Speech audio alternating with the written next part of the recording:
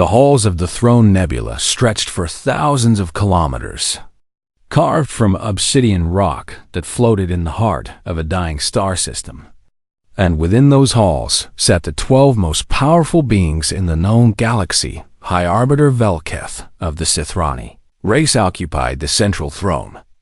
His serpentine body coiled around a seat made from the bones of conquered species, and his 4 eyes scanned the holographic display before him with growing irritation. "Explain this to me again," he hissed, his forked tongue tasting the recycled air of the chamber. The messenger, a small insectoid creature from the Veth Collective, trembled as it spoke. "A fleet has entered conclave space. High Arbiter, 63 vessels of unknown origin. Primitive design, no recognized energy signatures." The other 11 arbiters shifted in their seats, some amused and others bored by this interruption to their endless political games. For 60,000 years, the Conclave of 12 had ruled the Orion Arm with absolute authority. And in that time they had encountered hundreds of young species reaching for the stars. And in that time they had crushed every single one of them. It was policy. Simple and clean and necessary young species were dangerous. Not because they were strong, but because they were unpredictable. And unpredictable things had no place in the perfect order. The Conclave had built. Velketh waved one of his clawed hands, and the holographic display shifted to show the intruding fleet. The ships were ugly things, blocky and utilitarian, covered in what appeared to be metal plating and chemical propulsion systems. Primitive did not begin to describe them. The Sithrani warships could cross a galaxy in hours, using dimensional folding technology. And these newcomers appeared to be using something as crude as fusion engines. "What do they call themselves?" asked Arbiter Thornax of the crystalline hegemony, his voice like breaking glass. "They identify as humans from a planet called Earth, and they call their fleet the UNSC Expeditionary Fleet Icarus." Laughter rippled through the chamber. "Cold and ancient and cruel Icarus," Velketh repeated, savoring the word. "The fool who flew too close to the sun. How fitting that they have named themselves after failure." He turned to the assembled arbiters and spread his arms wide. "My fellow rulers, I propose we welcome these humans to our galaxy in the traditional manner." There was no vote because none was needed. The Conclave had done this 1,000 times before. Velketh transmitted the order to the 4th Hegemony Armada, 12,000 of the most advanced warships ever constructed, each one capable of reducing a planet to molten slag in minutes. "Find these humans," Velketh commanded, "and erase them from existence. Leave nothing behind, not even the memory of their species." The 4th Armada departed within the hour, their dimensional drives tearing holes in space as they raced toward the intruders. Meanwhile, aboard the human flagship Prometheus, Fleet Admiral Elena Vasquez stood on the bridge and watched the stars drift past the viewscreen. She was a small woman with gray hair and tired eyes, and she had spent 40 years in service to humanity. And she had hoped that this mission would be different from all the others. "Admiral," her communications officer said, "we are receiving a response to our greeting message. Put it through." The viewscreen flickered, and the face of a Sithrani commander appeared. "All scales and fangs and contempt, creatures of Earth," the alien said. "You have entered space that belongs to the Conclave of 12. Your existence has been deemed a threat to galactic stability. Your species will be terminated. Do not resist and your deaths will be quick."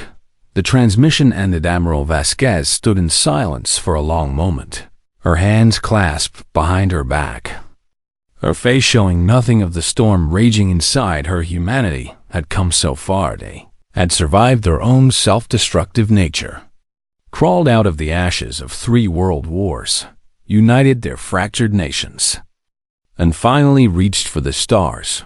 They had sent this fleet not as conquerors, but as explorers, carrying messages of peace and offers of friendship, and dreams of a galaxy where different species could learn from each other, and the first aliens they encountered had responded.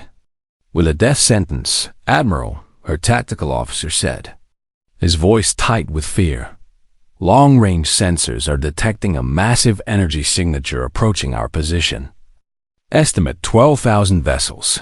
Arrival in 6 hours. 12,000 warships against 63. Mathematics of extinction. Admiral Vasquez turned to her crew. Men and women who had volunteered for this mission, knowing they might never return home. And she saw fear in their eyes, but also something else. They trusted her to find a way. Open a channel to the approaching fleet, she said. Channel open. Admiral. She took a deep breath and spoke words she had hoped never to speak. Vessels of the Conclave. This is Admiral Elena Vasquez of the United Nations Space Command. We came to your galaxy in peace. We offered friendship and asked only for the chance to learn and grow alongside you. You have rejected our offer and chosen violence. She paused, her hand moving to a console beside her command chair. You have made your choice. And now we will make ours. She closed the channel and turned to her weapons officer, Lieutenant. Activate the engine. The young man's face went pale. Admiral. Are you certain? The engine was never meant to be used. It was supposed to be a deterrent, a last resort. I know what it was meant to be, Vasquez replied, her voice heavy with the weight of what she was about to do. But they have left us no other option. 6 hours later, the 4th Hegemony Armada arrived at the human fleet's coordinates. Sitharani commander looked at the 63 primitive vessels, floating in space with their engines cold and their weapons offline. And he laughed. Target all vessels, he ordered. Prepare to fire on my command. His weapons officer began the targeting sequence, but then stopped. Commander, there is something wrong with the star. What do you mean wrong? It is flickering. Commander, the star behind the human fleet is flickering. The Sitharani commander turned to the view screen and watched as the yellow sun that had burned for 5 billion years began to pulse erratically. Then it collapsed in 3 seconds, a main sequence. Star simply ceased to exist, crushed into a point of absolute darkness that swallowed all light and all hope. The 4th Hegemony Armada. 12,000 of the most powerful warships in the galaxy, caught in the gravity shear of a star's impossible death, were torn apart like paper in a hurricane. Not a single ship survived. Not a single distress call was sent, and aboard the Prometheus, Admiral Elena Vasquez watched the darkness where a sun used to burn and felt something inside her break forever. Across the galaxy, astronomers of 100 different species looked up at the sky and witnessed something impossible. A star had died, not slowly over millions of years, as stars were supposed to die. Not with the gradual expansion and collapse that the laws of physics demanded, but instantly, violently. Impossibly, one moment the star designated KV7732 burned bright and steady as it had for 5 billion years, and the next moment it was gone, replaced by a wound in space that swallowed light itself. Panic spread faster than any message could travel the calculators. The ancient machine minds that had guided Conclave strategy since before most current species had evolved received the data and fell silent for the first time in 30,000 years. When they finally spoke again, their words sent shockwaves through the halls of power. We recommend immediate and unconditional surrender to the human species. High Arbiter Velkith received this message in his private chambers and destroyed the communication device with his bare claws. Surrender? He roared, his scales flushing red with rage. We are the Conclave of 12. We have ruled this galaxy for 60,000 years. We do not surrender to primitives who cannot even achieve faster than light travel. His advisors cowered before him, none willing to speak the obvious truth. The humans had killed a star, whatever weapon they possessed, made the combined military might of the Conclave look like children playing with toys. But Velkith had not risen to his position through caution or wisdom, had clawed his way to power through violence and cunning and an absolute refusal to show weakness. And he would not change now, not when his entire worldview was crumbling around him. "Mobilize everything," he commanded. "Every ship from every species, every weapon we have ever built. We will drown these humans in the bodies of our soldiers, if we must. But we will not kneel before them." The order went out across conclave space.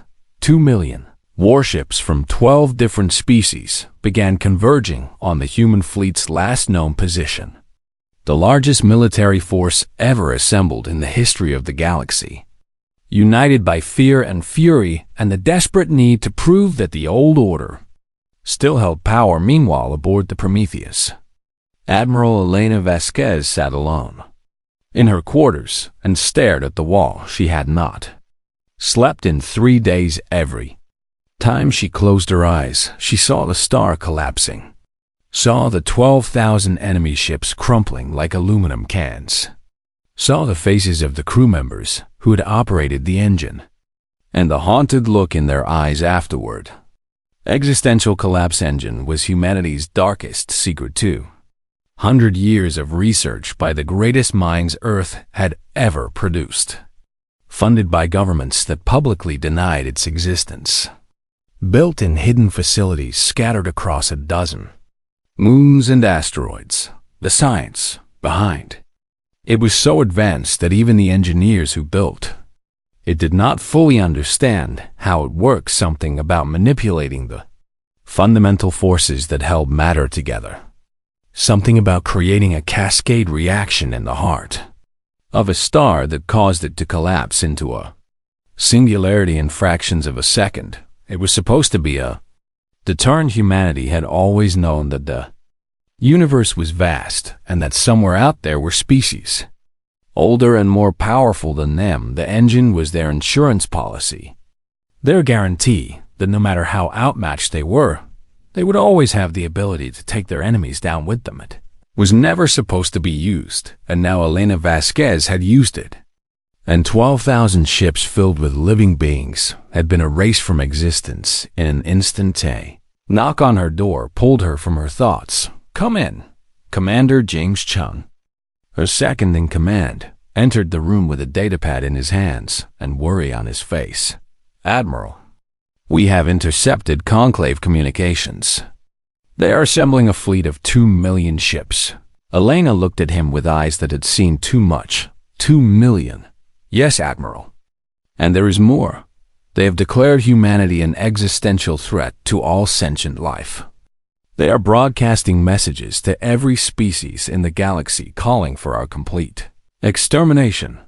Elena stood and walked to the small viewport in her quarters, looking out at the stars that suddenly seemed so much colder than before. "They do not understand," she said quietly. "They cannot understand." "Understand what, Admiral?" "That we did not want this." She turned to face Chun, and he saw something in her expression that frightened him more than any enemy fleet.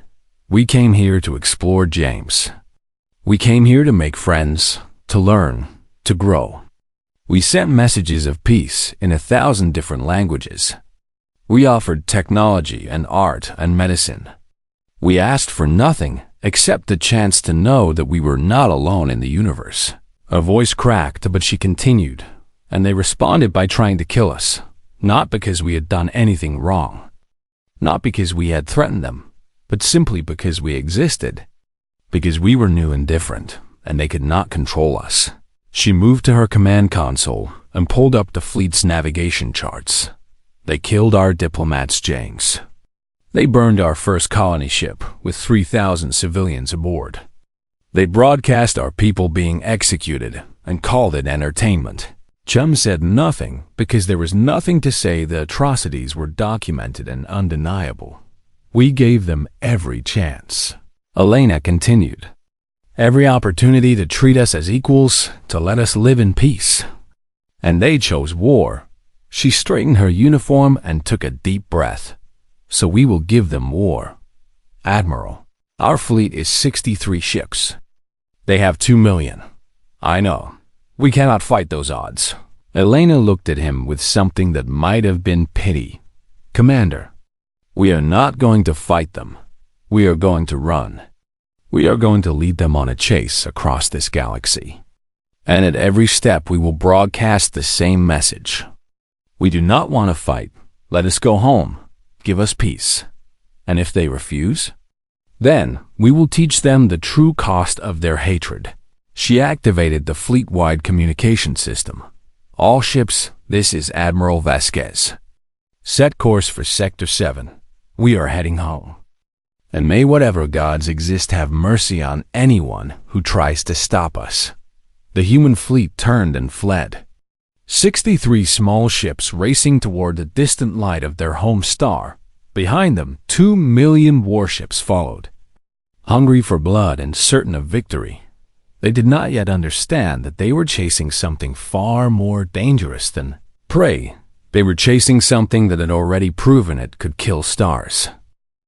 The chase lasted for 3 months. 63 human ships fled across the stars with 2 million Conclave warships hunting them at every turn. And at every system they passed through, the humans broadcast the same message. We do not wish to fight, let us pass. We only want to go home. The Conclave ignored them. High Arbiter Velkith had made his decision, and he would not waver from it no matter how many stars the humans killed. No matter how many of his ships vanished into the dark, he could not show weakness. He could not admit that perhaps the calculators had been right, so instead he chose cruelty. The Conclave fleet reached the human colony world of New Eden before the Prometheus could arrive to defend it.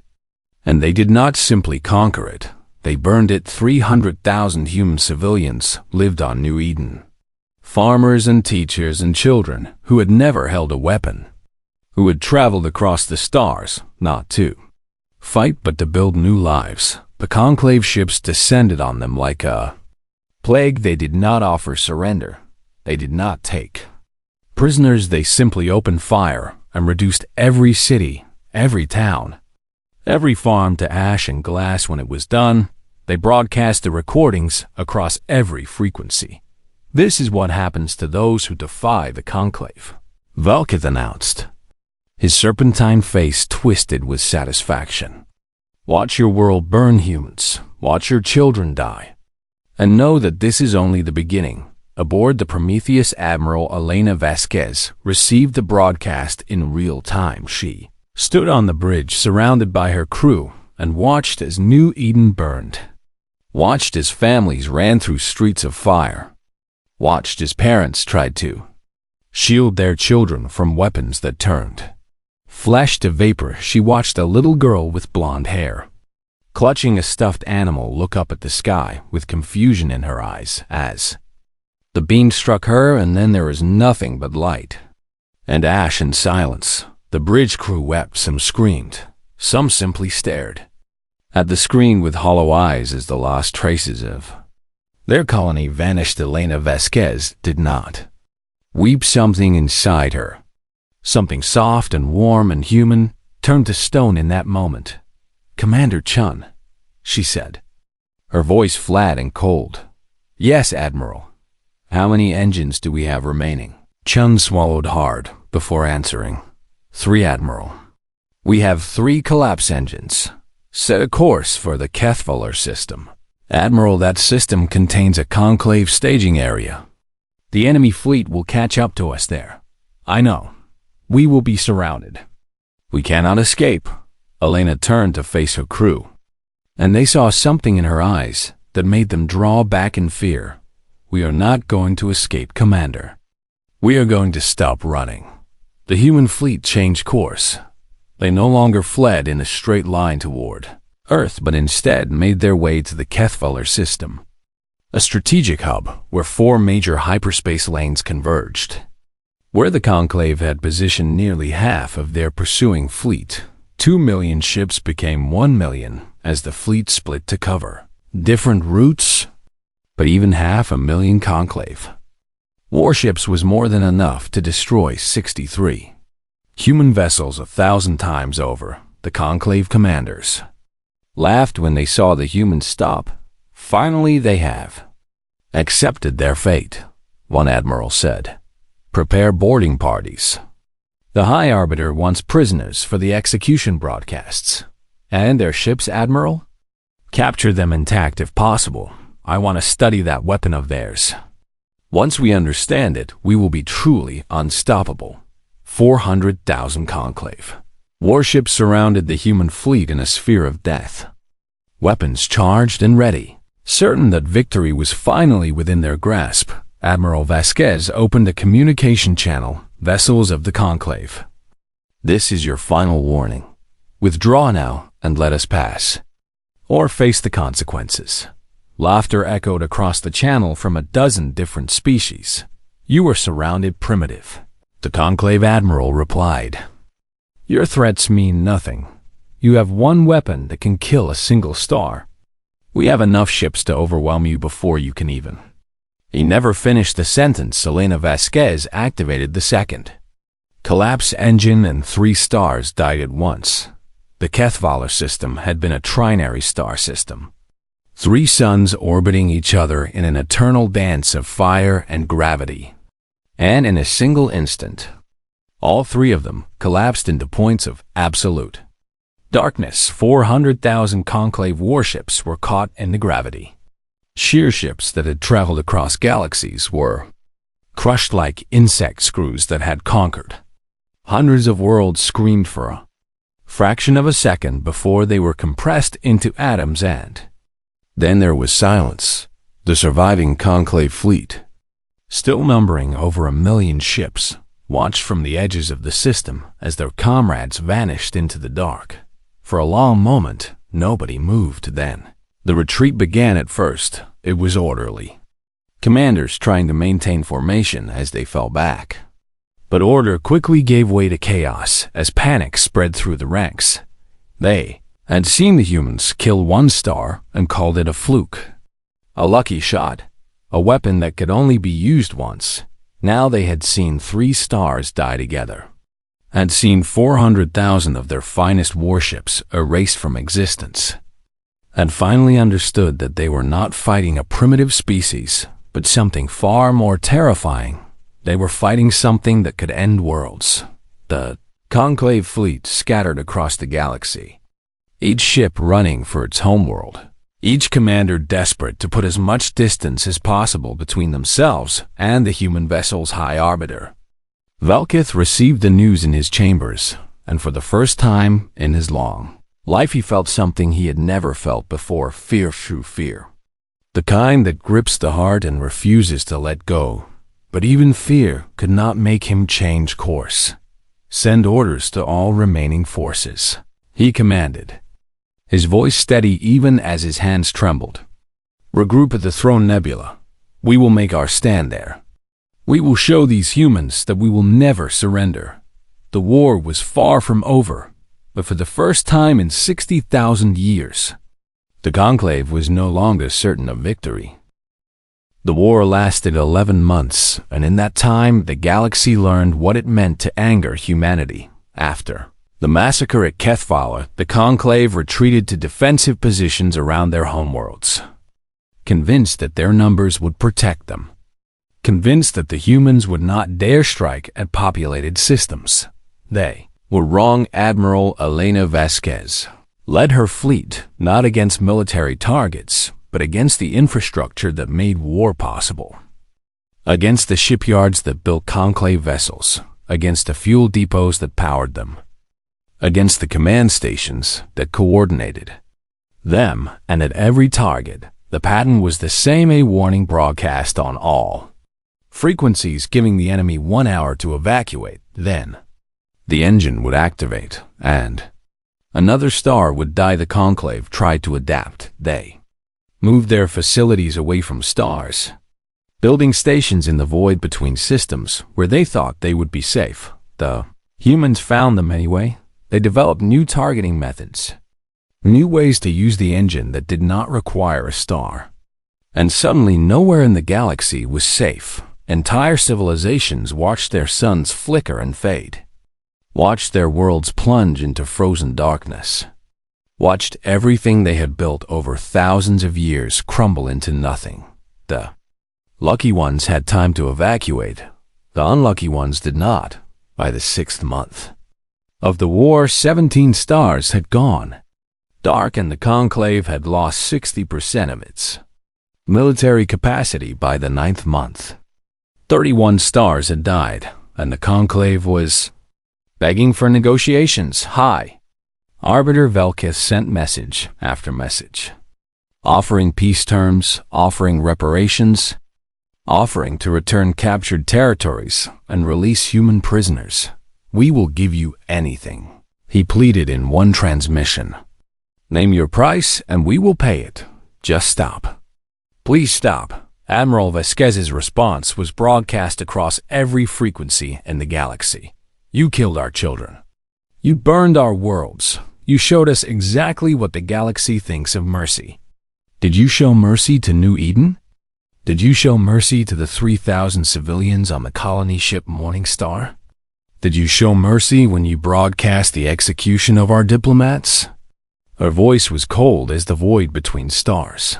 "You wanted to teach us our place in the galaxy. Congratulations, you succeeded. You taught us that peace is weakness, that kindness is foolishness, that the only language the galaxy understands is violence." She paused, and when she spoke again, her voice cracked with something that might have been grief. "So we will speak your language. We will speak it so clearly that no one will ever misunderstand us again." The Conclave's capital system was called the Throne Nebula, a region of space where a massive dying star had once expelled its outer layers in a spectacular display of cosmic beauty. At the heart of this nebula floated the obsidian halls where the 12 arbiters had ruled for 60,000 years, surrounded by defensive stations and shipyards, and the greatest concentration of military power the galaxy had ever seen. 200,000 ships defended the Throne Nebula. It was not enough.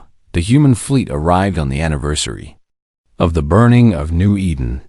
63 ships emerging from hyperspace at the edge of the nebula, like ghosts appearing from the mist.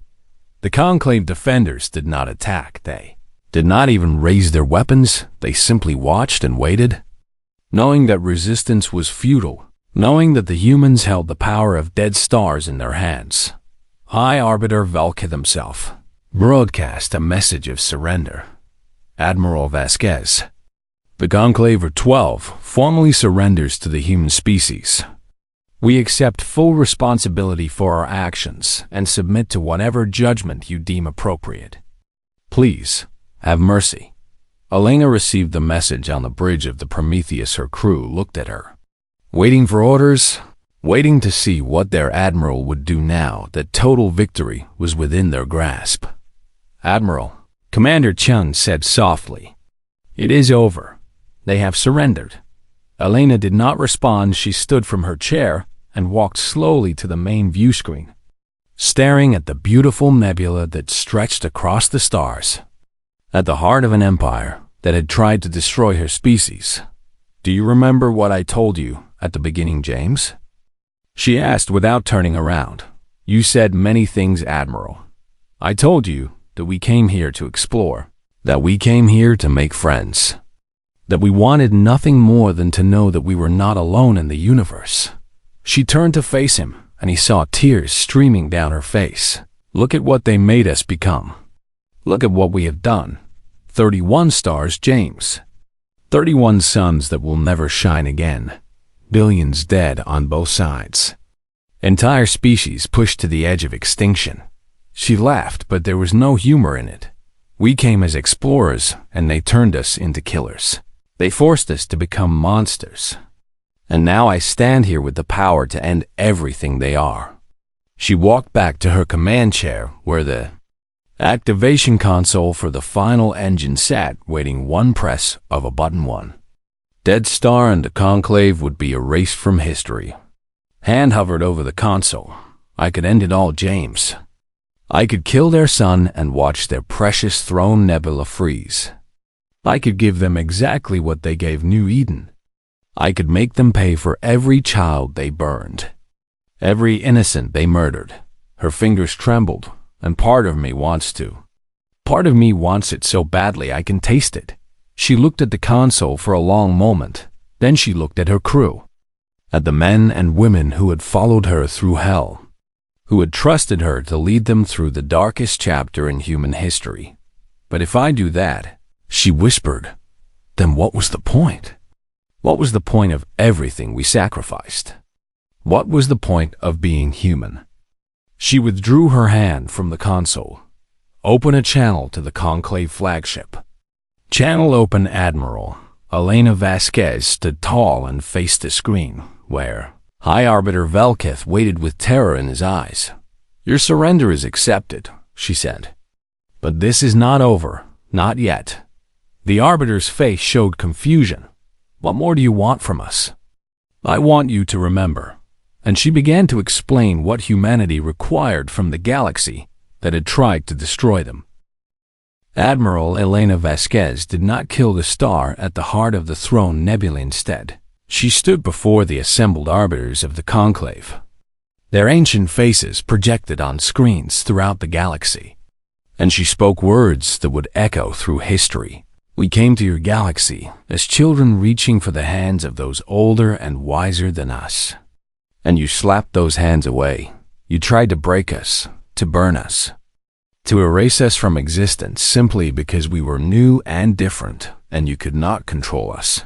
Her voice carried across 1,000 worlds. You failed. She paused, letting the weight of those words settle into the hearts of every being watching. We have proven that we can destroy you, that we can end everything you have built. Every world, every history, every future. We have the power to turn your greatest achievements into cold monuments of ash and ice. Behind her, the view screen showed the star of the throne nebula, still burning, still alive. But we choose not to use that power. A murmur of shock rippled through the watching billions. The humans were showing mercy? After everything that had been done to them? Not because we are weak, Elena continued. Not because we fear you, not because we cannot stomach the cost, but because we remember what we wanted to be before you forced us to become this. We remember the dream that sent us into the stars in the first place, and we refuse to let you take that dream from us. She raised her hand and pointed at the screen.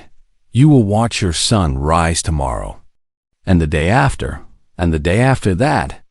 And every time you see it burning in your sky, you will remember that it exists only because we allowed it to exist. Because we chose to be better than you tried to make us. High Arbiter Velketh bowed his head. For the first time in his life, he had nothing to say. The Conclave of 12 is dissolved. Elena announced, Your empire ends today. You will return to your homeworlds, and you will never again try to rule over other species. Every world you conquered will be freed. Every species you enslaved will be liberated. And you will spend the rest of your existence making amends for what you have done. She turned to face the stars. As for humanity, we are going home. We will build new colonies to replace the ones you burned. We will mourn our dead. We will heal our wounds. And we will try to remember how to be explorers instead of warriors. Our voice softened, but we will never forget what happened here. And neither will the galaxy. The war ended not with fire, but with silence. The Conclave fleet dispersed, returning to homeworlds that suddenly seemed much smaller than before. The 12 arbiters who had ruled the galaxy for 60,000 years went into exile, their power broken, their empires scattered like dust in the stellar wind, and the human fleet turned toward Earth. As they traveled home, they passed through systems where stars no longer burned, through regions of space that had become frozen tombs, through the wreckage of civilizations that had been caught in the crossfire. Admiral Vasquez spent most of the journey in her quarters alone. She did not celebrate the victory. She could not. Every night, she dreamed of the stars she had killed, of the billions who had died because of choices she had made, of the darkness that now scarred the face of the galaxy. She had saved her species, but she was no longer sure she had saved herself. The Prometheus arrived at Earth 6 months after the war ended. The celebrations lasted for weeks as humanity rejoiced in their survival, in their impossible victory over an enemy that had outnumbered them millions to one. But Elena Vasquez did not attend the celebrations. She retired from the service and disappeared into the wilderness of her homeworld, seeking the silence of forests and mountains, seeking peace that she knew she would never truly find in the decades that followed. Humanity rebuilt new colonies spread across the stars, this time without fear of annihilation.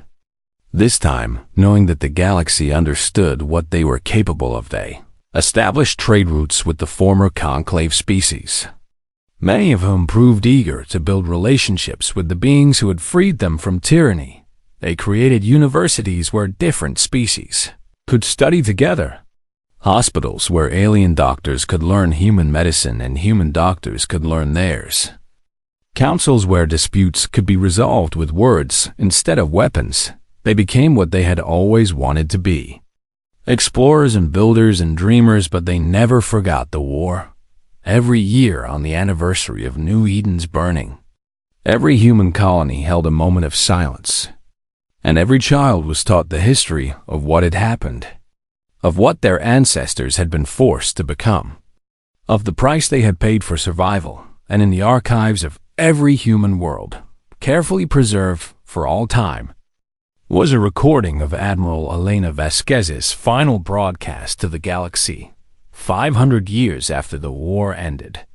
A new species achieved spaceflight for the first time. They called themselves the Venth, and they emerged from their homeworld with hearts full of hope and eyes full of wonder, eager to explore the universe and meet whatever beings they might find. The first aliens they encountered were representatives of the Galactic Council, a peaceful federation that had grown from the ashes of the old conclave. And the Venth were welcomed with open arms, but their elders warned them. There is a species from the third planet of an unremarkable yellow star, they said. They call themselves humans, and they are kind. They are curious. They will offer you peace and trade and knowledge. They will treat you as equals and friends from the very first moment. The young Venth did not understand the warning. That sounds wonderful, they said. Why should we be cautious? The elders took them to an observatory and pointed to the night sky, to the dark patches where stars used to shine, to the cold voids that marked the graves of ancient suns, because they are the ones who taught the universe that even gods can die. The elders said, never threaten their children, never burn their worlds, never mistake their kindness for weakness. The young Venth stared at the darkness between the stars. And if we do? Then pray that they remember mercy, somewhere on a distant world. An old woman sat on a porch watching the sunset. Elena Vasquez had lived for 93 years, far longer than she had ever expected. And as the light faded, she thought about all the things she had done, all the things she had been forced to do, all the things she wished she could take back. She thought about the little girl on New Eden with blonde hair and a stuffed animal, the one she had watched die, the one who had haunted her dreams for decades. She thought about the stars she had killed, and she thought about the one she had chosen not to kill, about the moment she had withdrawn her hand from the button, about the decision that had defined everything that came after the sun dipped below the horizon, painting the sky in shades of orange and gold. Tomorrow it would rise again, and Elena Vasquez smiled, knowing that somewhere in the galaxy another sun was rising too, a sun that burned because she had chosen mercy, because she had remembered what it meant to be human. She closed her eyes, and finally, at long last, she found peace.